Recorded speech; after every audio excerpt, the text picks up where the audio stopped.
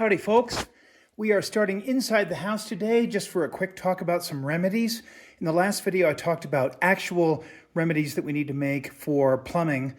In this video I want to talk about things we're doing for ourselves. So there are just a few items that we identified that we want to address.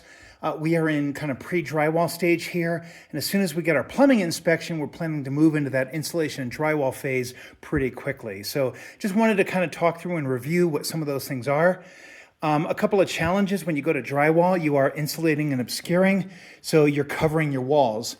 And what you're really trying to do is look for any last excuse to shove something in a wall before that happens, so that you have a chance to kind of come back and deal with it later. One of the things that I do need to do is this window grid here. These windows look okay, but they are actually not fully level and centered. I did a pretty good job with all the others.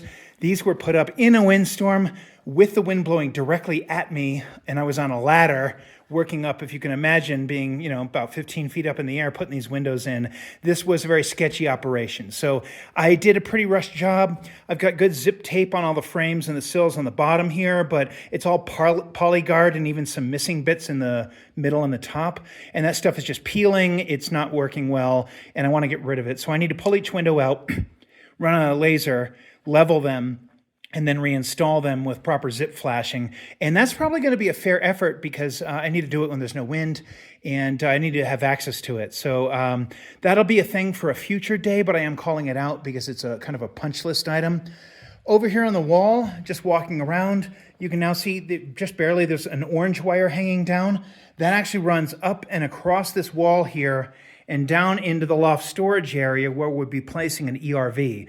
This ERV that we're planning on installing is a Panasonic unit. It does have a boost mode. It has a nice little display so that you can turn that on. It's really great for parties. You're getting some other humans in the house, want to keep your air fresh and nice, and keep pollution levels down so you can kick the ERV into high gear.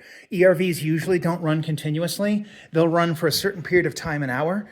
And they achieve their job at pretty low CFMs. So we're going to have a relatively balanced system here, but we do have the ability to tweak that when we need to. So I'm putting in the wire so that we can do the control. And now what I'm doing is going around and stiffening up floors. So in this loft area here, if you remember from videos last year, I framed this in a rush, in a windstorm, kind of in panic mode. And at the time when I was doing the primary framing, I was only coming out here for long weekends. I wasn't actually living on the site. That's changed since then, but when I did the framing here, I was very much in a rush. So I did what I could, I did what I had to do, and then I stopped. And one of the things was I wasn't so great with my layout. There were a couple of spots here where I was piecing together a few miscut sheets, maybe not quite landing on a joist exactly the way I thought I would, maybe doing some bad layout here, kind of in a rush. There are areas where it's not so bad. It's pretty common and typical. You're supposed to have a little bit of a gap, but just not the kind of job that you want in a nice high-end home, which we'd like this to be eventually. So what I've been doing is going around and stiffening up the floor. And there were a few areas like, I don't know if you can make this out, but you'll see I've added a bunch of extra screws in here. And just really to make this floor not spongy, to make sure there's absolutely no give at any of the joints. I've gone around all the joints here and put plywood blocks below with screws up that I'll just trim off here. And then once all this stuff is done, it really stiffens up the floor. Coming up in here, you can see we've added 2 bedrooms to the loft. We would like to go on the books with this being a 2-bed, 2-bath.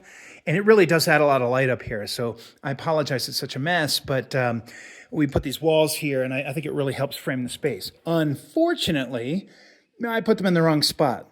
So I figured I would end the walls here because part of the reason for doing it was that pipe. That is the main house DWV vent.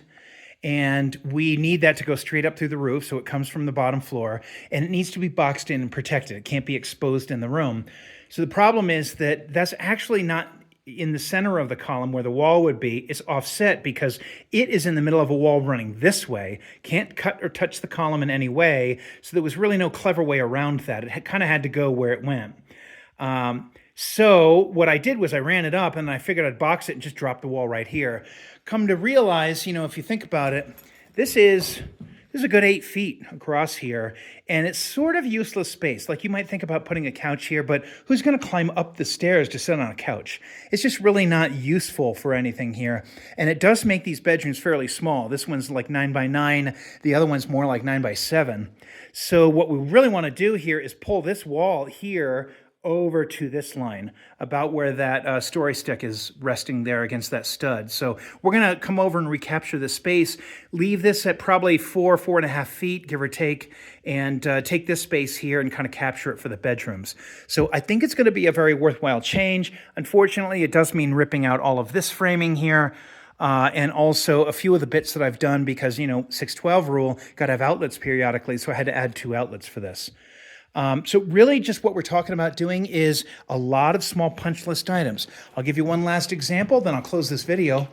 If you look over here on these windows, on the left and right side of each window is an orange wire. This is some old Cat 5 that I had hanging around, and our thought is that eventually we'll put in some smart blinds. And usually one of the biggest issues you have with smart blinds is powering them. There's some battery-operated ones, but they're a pain to maintain, and if you get a lot of blinds in your house, you don't want to be charging or swapping batteries all the time. They do use some power enough that, the batteries only last, I think, 6 months or something like that, so that's a hassle.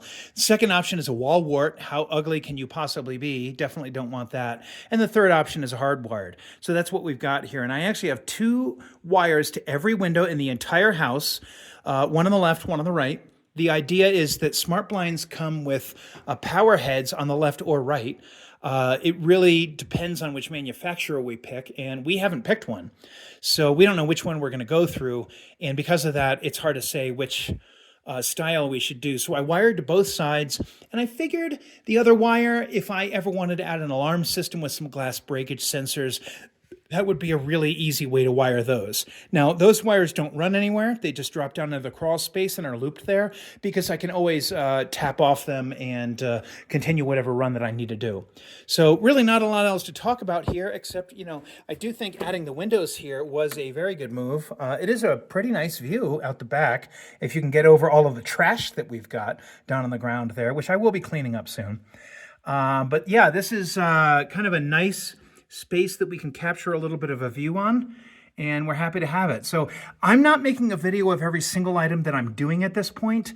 It is really a very long list of very tiny items like I just showed you, but I am punching through, working on those. Hopefully this Tuesday we're getting our final plumbing sign off, and then from then on we'll be in insulation and drywall.